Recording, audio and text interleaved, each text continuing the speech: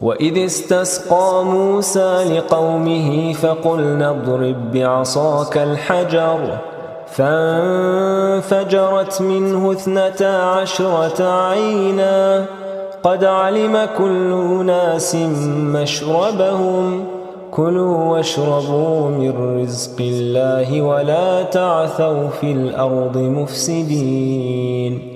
وإذ قلتم يا موسى لن نصبر على طعام واحد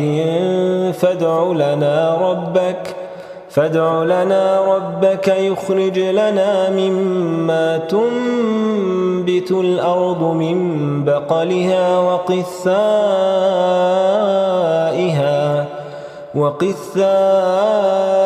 وقثائها وفومها وعدسها وبصلها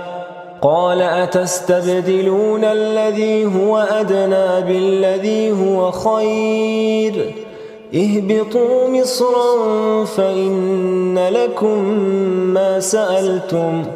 وضربت عليهم الذلة والمسكنة وباءوا بغضب من الله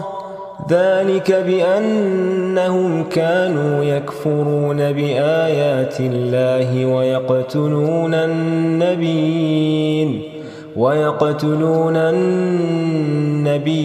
بغير الحق